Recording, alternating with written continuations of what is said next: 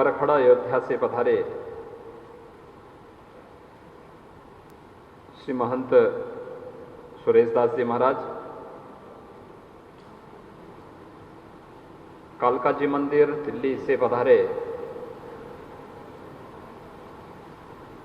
श्री महंत सुरेंद्र नाथ जी महाराज, काशी से पधारे सत्वा बाबा आश्रम काशी के श्री महंत संतोष दास जी महाराज, महंत राममिलन दास जी महाराज, अन्य सभी पूज्य संत चरण,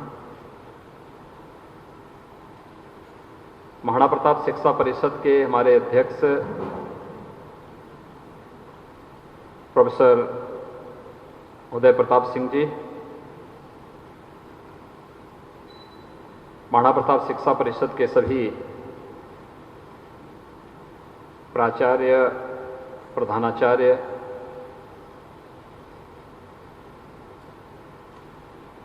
प्रभारी और निदेशकगण,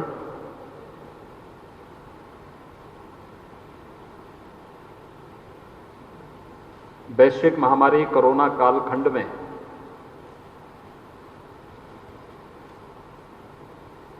गोरक्षपीठ और महाराणा प्रताप शिक्षा परिषद अपने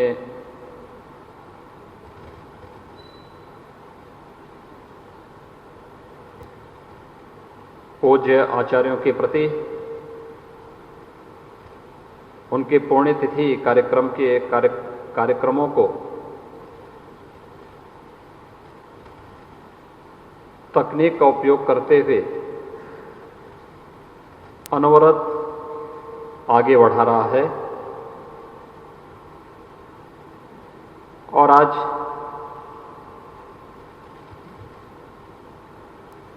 ब्रह्मलीन महंत दिग्विजयनाथ जी महाराज की 51वीं पुण्यतिथि पर शिक्षा परिषद की ओर से श्रद्धांजलि का एक कार्यक्रम उसी श्रृंखला का एक पार्ट है।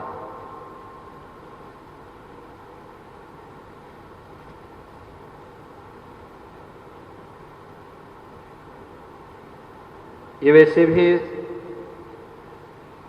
श्राद्ध पक्ष माना गया है। गोरक्षपीठ के दोनों आचार्यों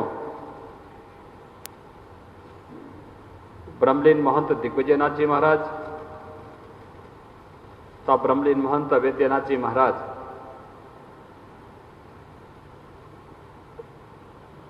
इन दोनों महापुरुषों की पुण्यतिथि इसी एक पक्ष के अंदर एक दिन के अंतराल में पड़ती है।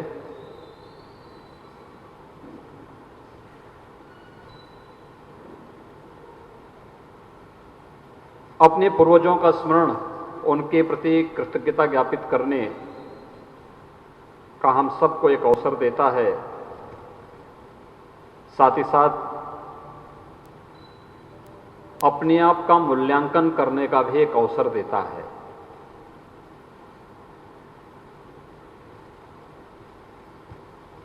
आज गोरक्षपीठ और महाराणा प्रताप शिक्षा परिषद अपने संस्थापक ब्रह्मलीन महंत दिग्विजयनाथ जी महाराज की 51वीं पुण्यतिथि के कार्यक्रम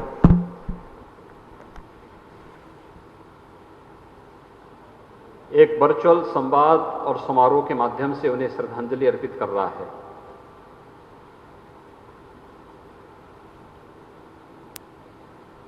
इस श्रद्धांजलि का कार्यक्रम अपने पूर्वजों के प्रति कृतज्ञता ज्ञापित करने का एक अवसर हमें प्रदान कर रहा है,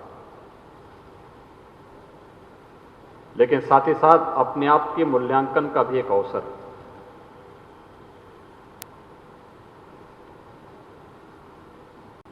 महंत दिग्विजयनाथ जी महाराज ने गोरक्षपीठ और महाराणा प्रताप शिक्षा परिषद के बारे में क्या सोचा था, इन 51 वर्षों में हमने कितनी दूरी तय की, इन 51 वर्षों में कहां पे हमें सफलता प्राप्त हुई और कहां पे सफलता से हम वंचित रहे। हमारी सफलता एक सामूहिक प्रयास का प्रतिफल है।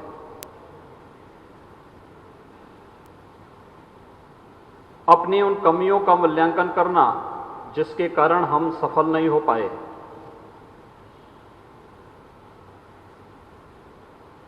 और उन कमियों का परिमार्जन करते हुए सफलता की उन नई ऊंचाइयों को प्राप्त करना जो लोक मंगल का कारक बन सके।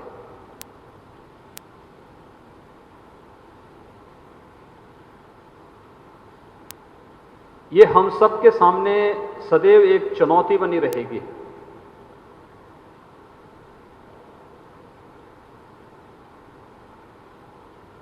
हमारा प्रत्येक क्षण प्रतिक्षण, प्रत्येक दिन प्रतिदिन, वर्ष प्रतिवर्ष हमें इसके लिए प्रेरित करता है और कुछ नयापन करने के लिए भी निरंतर प्रेरित करता रहता है।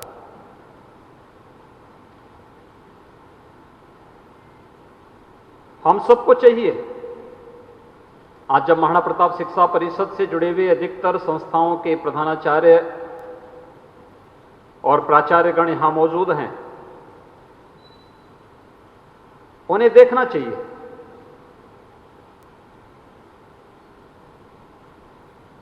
कि जीवन में सफलता के लिए नित नए प्रयास करने पड़ते हैं।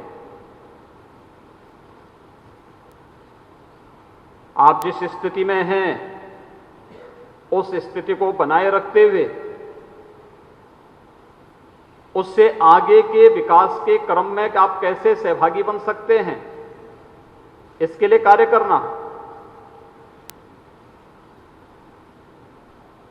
एक स्वस्थ प्रतिस्पर्धा को आगे बढ़ा करके अपनी संस्था को समाज के लिए और लोक के लिए आदर्श और प्रेरणा का केंद्र बिंदु बनाने के साथ ही हम उसे लोक मंगल के पथ पर कैसे अग्रसर कर सकते हैं, यह चुनौती हम सबके सामने सदैव बनी रहेगी। हर एक संस्था को इस दिशा से अपना मूल्यांकन करना होगा। आपने देखा होगा कि ब्रह्मलीन महंत दिग्विजयनाथ जी महाराज के अधिकतर सपनों को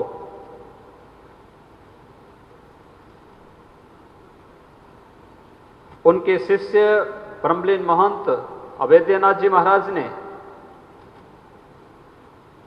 अपने समय में पूरा किया। गोरक्षपीठ का इस स्वरूप महाराणा प्रताप शिक्षा परिषद की प्रगति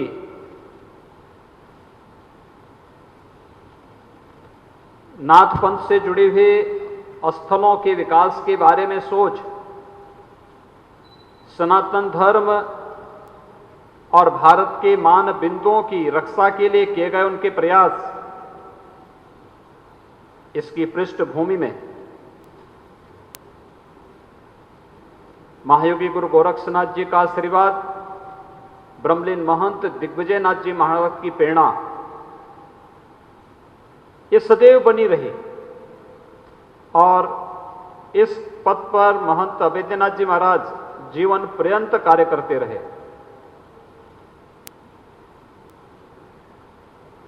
जो कार्य महंत अवैद्यनाथ जी महाराज अपने पूज्य गुरुदेव के प्रति कृतज्ञता ज्ञापित करते हुए यावत जीवन करते रहे, वही कार्य, उसी का प्रतिफल है कि जो भी अपेक्षाएं थी इन पूज्य संतों की, वे पूर्ण होती हुई दिखाई दी। और मैं निसंदेह इस बात को कह सकता हूं, पिछला एक वर्ष गोरक्षपीठ और महाराणा प्रताप शिक्षा परिषद ने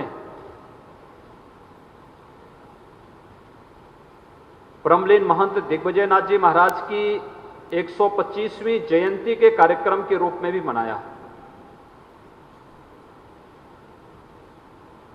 पूज्य महंत अवैद्यनाथ जी महाराज की शताब्दी वर्ष के रूप में भी मनाया।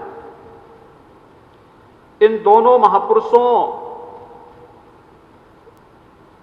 एक का 125वीं जयंती थी, एक की शताब्दी वर्ष के कार्यक्रम, वर्ष भर में अनेक कार्यक्रम हुए। मार्च के बाद इन कार्यक्रमों में थोड़ी बहुत विराम आई होगी, क्योंकि कोरोना प्रोटोकॉल के तहत लॉकडाउन और उसके बाद जिस प्रकार के कार्यक्रम अपेक्षित होने चाहिए थे, सामूहिक कार्यक्रम नहीं हो सकते थे। लेकिन इससे पहले मार्च तक अधिकतर कार्यक्रम संपन्न हुए और इन दोनों महापुरुषों की, एक के 125वीं जयंती का कार्यक्रम, दूसरे पूज्य संत की एक जन्म शताब्दी वर्ष का कार्यक्रम, और उस कार्यक्रम के दौरान उनके जीवन की जो चरम लक्ष्य था, जिस सिद्धि को प्राप्त करने के लिए उन्होंने इस धराधाम पर आकर के उसके अपने जीवन का ध्येय बनाया था कि अयोध्या में भगवान राम के भव्य राम मंदिर के निर्माण का मार्ग प्रशस्त होना चाहिए। इन दोनों महापुरुषों के उस पावन जयंती वर्ष के अवसर पर ये दोनों यह कार्य भी सिद्ध होता हुआ दिखाई दिया। और 5 अगस्त को जब देश के यशस्वी प्रधानमंत्री श्री नरेंद्र मोदी जी द्वारा 592 वर्ष के बाद अयोध्या में राम जन्मभूमि मंदिर निर्माण कार्य का शुभारंभ किया गया, तो स्वाभाविक रूप से इन पूज्य संतों की आत्मा को भी असीम शांति की अनुभूति हुई होगी। उन्होंने ईमानदारी के साथ, पूरी निष्ठा के साथ इस आंदोलन को लड़ा ही नहीं, उसके अनुरूप जीवन भी जिया। गोरक्षपीठ और गोरक्षपीठ से जुड़ी हुई संस्थाएं मनुष्य के बीच में कोई भेदभाव नहीं कर सकता, न जाति के नाम पर, न क्षेत्र के नाम पर, न भाषा के नाम पर, न छुआछूत और अस्पृश्यता के नाम पर कोई वर्गभेद नहीं, कोई जातिवाद नहीं, कोई क्षेत्रवाद नहीं, कोई छुआछूत और अस्पृश्यता का भाव नहीं। क्योंकि राम उनके आदर्श थे। मर्यादा पुरुषोत्तम भगवान श्री राम को अपने जीवन का आदर्श मान करके उस आदर्श के अनुरूप स्वयं जीवन जीना और उसके अनुरूप अन्य लोगों को भी प्रेरणा प्रदान करना, उसके अनुरूप अन्य लोगों को भी चलने के लिए प्रेरित करना। अनेक ऐसे उदाहरण भरे पड़े हैं।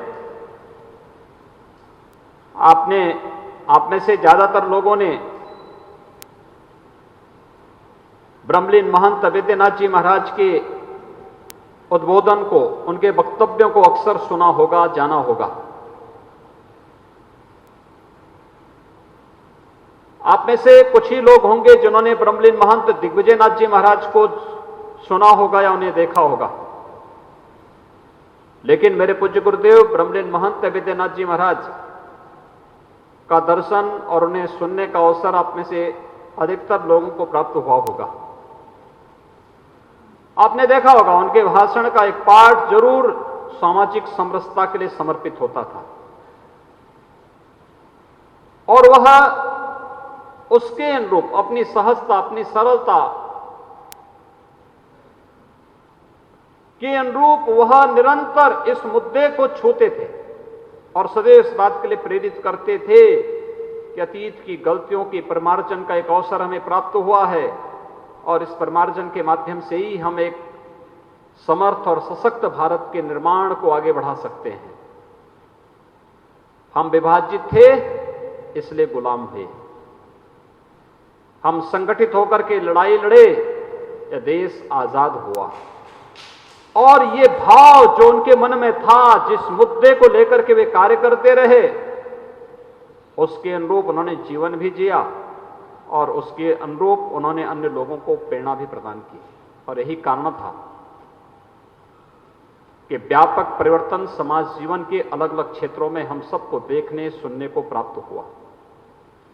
आज के इस अवसर पर जब महाराणा प्रताप शिक्षा परिषद की ओर से गोरक्षपीठ के इन दोनों पूज्य आचार्यों के प्रति श्रद्धांजलि का यह कार्यक्रम यहां पर आयोजित किया गया है। मैं मानता हूं कि शिक्षण संस्थाओं के छात्र छात्राओं की उपस्थिति नहीं हो सकती थी, क्योंकि कोविड-19 का प्रोटोकॉल है, उस गाइडलाइन का पालन करना था। उसमें बहुत व्यवस्थित तरीके से इस पूरे कार्यक्रम को महाराणा प्रताप शिक्षा परिषद और गोरक्षपीठ की ओर से आयोजित किया गया। लेकिन मैं आप सबसे कहना चाहूंगा, हमें मूल्यांकन करना होगा अपने आप का, अपनी संस्था का, कि क्या हमने महंत दिग्विजयनाथ जी महाराज और महंत अवैधनाथ जी महाराज की भावनाओं के अनुरूप अपनी संस्थाओं के विकास के लिए ईमानदारी पूर्वक प्रयास किया है या नहीं किया है। याद रखना, सफलता का कोई एक स्तर नहीं हो सकता, और अगर हमारी संस्था या हमारा कार्य अन्यों के लिए प्रेरणादायी न हो सकता हो, अन्य लोगों के लिए मानक न बन सकता हो, अगर हमारे कृतित्व अन्य लोगों के लिए आदर्श और प्रेरणा नहीं बन सकती है, तो हमें स्वयं के मूल्यांकन को अवश्य करना चाहिए। अपने कृतित्व को ऐसा बनाइए कि आपका कार्यक्षेत्र, आपकी संस्था औरों के लिए मानक बन सके, औरों के लिए आदर्श बन सके। एक अवसर है, एक कोरोना कालखंड तो एक अवसर है जहां पर नए प्रयोग करते हुए हम लोग अन्यों को भी इस दिशा में प्रयास करने के लिए प्रेरित कर सकते हैं। कोई ऐसा क्षेत्र नहीं, शिक्षण प्रशिक्षण का क्षेत्र पिछले 5-5.5 महीनों से स्कूल कॉलेजेस बंद हैं, वर्चुअल क्लासेस प्रारंभ हुई हैं। हम ऐसा क्या परिवर्तन ला सकते हैं कि बच्चों के साथ एक इंटरेक्शन हो सके, उन्हें आगे बढ़ाने के लिए प्रेरित कर सकें। टेक्नोलॉजी का मतलब एकदम हाई फाई नहीं हो सकता, टेक्नोलॉजी का मतलब एकदम महंगा नहीं हो सकता। तकनीक सस्ती भी हो, सहज भी हो, सुग्राह्य भी हो, और सहजता के साथ लोगों को लोग उसको प्राप्त भी कर सके। हम शिक्षण संस्थाएं इस रूप में भी कार्य कर सकती हैं और अपने यहां भी कर सकते हैं। आपने देखा होगा, इस पूरे कार्यक्रम को आप देख सकते हैं। ये कार्यक्रम केवल यहां पर कुछ सीमित संख्या में लोग इस कार्यक्रम में बैठते रहे। दोनों सत्रों में, प्रातःकालीन सत्र में इन दोनों महापुरुषों ने जिसके अनुरूप जीवन जिया से जुड़े हुए उन विभिन्न पक्षों से जुड़े हुए सम्मेलनों का आयोजन होता है। सायंकालीन सत्र में जगत गुरु रामानुजाचार्य पूज्य राघवाचार्य जी महाराज की पावन, यहां पर उनके श्रीमुख से मर्यादा पुरुषोत्तम भगवान श्री नाम की पावन कथा के श्रवण का आनंद भी प्राप्त हो रहा है। लेकिन तकनीक के जो लोग यहां पे बैठेंगे उनको तो साफ सुनाई देगा, दिखाई भी देगा, लेकिन जो यहां पर नहीं है, नहीं आ सकते, उन लोगों के लिए विभिन्न अन्य माध्यमों से उन तक पहुंचने का भी रास्ता तलाशा गया। ऐसा कार्य मुझे लगता है आने वाले समय में महाराणा प्रताप शिक्षा परिषद अपनी संस्थाओं के माध्यम से कुछ छात्रों को क्लास में उपस्थिति के माध्यम से, कुछ को वर्चुअल रूप से उनके घरों तक जोड़ने का माध्यम बना सकती है। एक नया तरीका हम लोग अपना सकते हैं, कम खर्चे में ज्यादा लोगों तक पहुंच। हर तकनीक को जितनी सहज और सरल हम बनाएंगे और ज्यादा से ज्यादा लोगों तक उसको पहुंचाने का माध्यम बनाएंगे, वह उतना ही ग्राह्य होता हुआ दिखाई देगा और उतनी ही सहज और सरलता से आम जन की उसको अपनाता हुआ दिखाई देगा। ऐसा ही कार्य हम तकनीकी संस्थाओं के लिए भी कर सकते हैं। तकनीकी संस्थाएं भी इस कार्य को कर सकती हैं और तकनीकी संस्थाओं की बड़ी भूमिका इसमें हो सकती है। टेक्नोलॉजी का उपयोग कैसे एक सामान्य नागरिक के जीवन में व्यापक परिवर्तन ला सकता है। आपने देखा होगा पूरे कोरोना कालखंड में जो भी पैसा हम देते थे, गरीब के खाते में पैसा सीधे पहुंच जाता था। उसको बैंक में जाने की या उसके पास कोई व्यक्ति जाकर के पैसा उसके साथ उसके पहुंचाए, इसकी आवश्यकता नहीं थी। एक बटन दबाया, करोड़ों लोगों के अकाउंट में पैसा पहुंच जाता था। तकनीक का उपयोग, तकनीकी संस्थाएं उस तकनीक का उपयोग करते हुए कैसे हम लोगों के जीवन में व्यापक परिवर्तन का रास्ता निकाल सकते हैं, यह कार्य हो सकता है। कैसे हो सकता है, इस पर विचार करना। कोरोना का मतलब सारे कार्य को ठप कर दो, यह नहीं हो सकता। बीमारी का मतलब यह नहीं हो सकता कि हम पलायन कर जाएं। हमें इस चुनौती से जूझना पड़ेगा।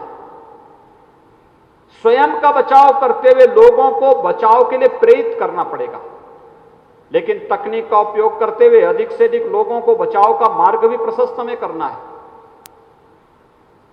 स्वास्थ्य से जुड़ी हुई संस्थाएं बहुत अच्छा कार्य कर सकती हैं, तकनीक से भी जुड़ सकती हैं। जो कोविड हॉस्पिटल है वहां पे तो केवल कोरोना से जुड़े हुए मरीजों का उपचार हो रहा है, लेकिन जो नॉन कोविड हॉस्पिटल हैं उनको कोरोना से बचते हुए शेष मरीजों को बेहतर और गुणवत्ता युक्त स्वास्थ्य की सुविधा उपलब्ध करानी एक बड़ी चुनौती इनके सामने भी। ये कार्य बेहतरीन तरीके से हो सकता है और कुछ नयापन करके हम कर सकते हैं। इसमें रुचि लेनी पड़ेगी।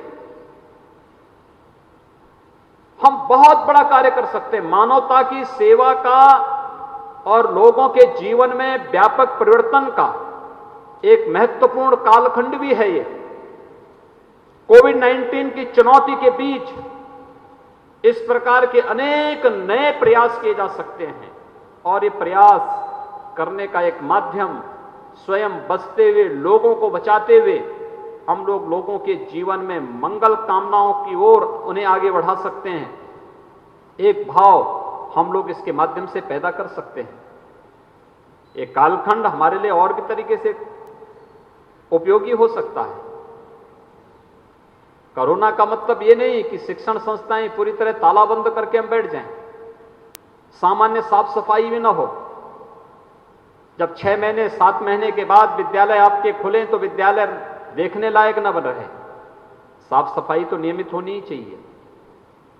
विद्यालयों में हम वहां की लैब को, वहां के लाइब्रेरी को, वहां के क्लासरूम को, वहां के ऑफिसेज को, वहां के अन्य संस्थाओं की मरम्मत आदि के कार्यक्रम को भी बहुत व्यवस्थित रूप से आगे कर सकते हैं कि जब विद्यालय खुले उस समय जब बच्चे आए वे सीमित संख्या में ही क्यों न हो, उस समय वह उस प्रकार का दर्शनीय लगे, उसको कुछ चेंज दिखाई दे, कुछ परिवर्तन दिखाई दे। याद रखना, आप जीवन में सफल तब हो सकते हैं जब चुनौती से 2 कदम आगे आप स्वयं आगे चलने की रणनीति के तहत कार्य कर सकें। अगर हम चुनौती के पीछे हैं तो कभी सफल नहीं हो पाएंगे। अगर हम चुनौती से प्लान कर रहे हैं, सफलता कभी आपके पास नहीं आ सकती है। चुनौती से 2 कदम आगे बढ़ते हुए हम उसके अनुरूप रणनीति, चुनौती से बचते हुए, संक्रमण से बचते हुए और सफलता का मार्ग प्रशस्त करने के लिए जब हम पूरे जज्बे के साथ कार्य करेंगे तो सफलता हमें अवश्य प्राप्त होगी। और कोरोना कालखंड इसके लिए हमें निरंतर एक नई प्रेरणा प्रदान कर रहा है। आज के इस अवसर पर मैं आप सबसे कहूंगा, कि हमें मूल्यांकन भी करना चाहिए। महंत दिग्विजय नाथ जी महाराज की पुण्यतिथि के इस कार्यक्रम के अवसर पर महाप्रताप शिक्षा परिषद से जुड़ी हुई शिक्षण प्रशिक्षण संस्थाएं, स्वास्थ्य से जुड़ी हुई संस्थाएं अपना मूल्यांकन करें और इस बात का मूल्यांकन करें कि उन्होंने क्या प्रगति की है, कहां पर उनकी प्रगति बाधित हुई है, कहां पे कौन सी खामी है कि जिसे आप आपस में बैठ करके उसकी समस्या का मार्ग निकाल सकते हैं। ये सभी कार्य हम निरंतर आगे बढ़ाएंगे। मुझे लगता है कि अपने संस्थापकों के प्रति महाराणा प्रताप शिक्षा परिषद का और अपने पूर्व आचार्यों के प्रति गोरक्षपीठ का यह एक विनम्र श्रद्धांजलि होगी।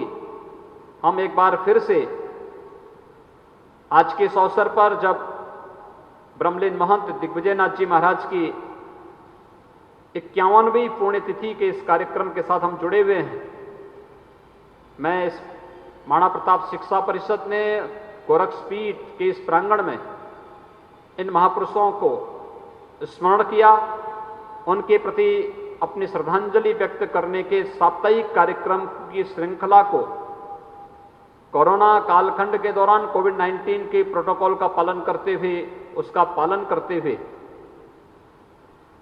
यहां पर यह आयोजित किया है। सचमुच यह शिक्षा परिषद और गोरक्षपीठ दोनों से जुड़े हुए जो भी आयोजक मंडल से जुड़े हुए सदस्यगण हैं, वे सभी साधुवाद के पात्र हैं। मैं आज के इस अवसर पर जिनकी प्रेरणा और जिनका आशीर्वाद हम सबका एक बहुत बड़ा संबल सम विषम परिस्थितियों में सदैव बना रहा है, ऐसे ब्रह्मलीन गोरक्षपीठाधीश्वर पूज्य महंत दिग्विजयनाथ जी महाराज की 51वीं पुण्यतिथि के अवसर पर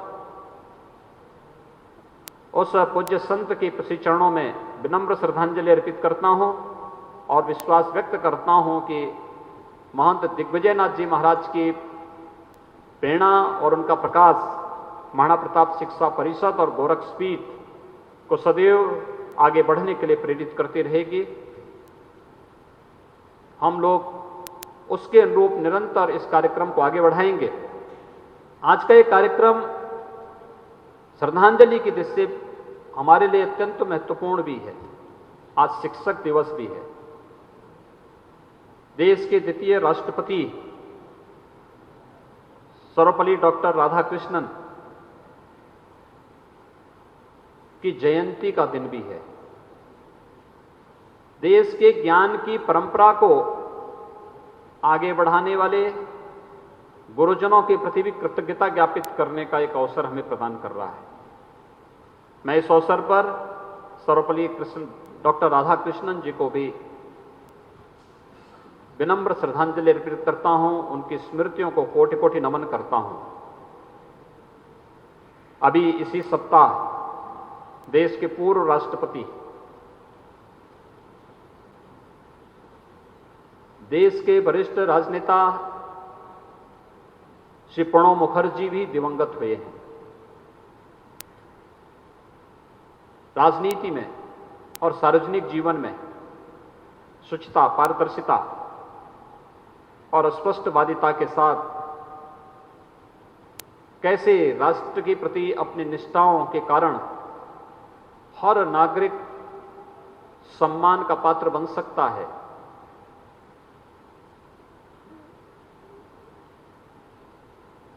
श्री प्रणब मुखर्जी उसके एक आदर्श उदाहरण रहे हैं। अभी विगत सप्ताह ही उनका देहावसान हुआ है। मैं इस अवसर पर पूर्व राष्ट्रपति श्री प्रणब मुखर्जी जी के प्रति भी विनम्र श्रद्धांजलि अर्पित करता हूं। महाराणा प्रताप शिक्षा परिषद के हमारे वरिष्ठ सदस्य थे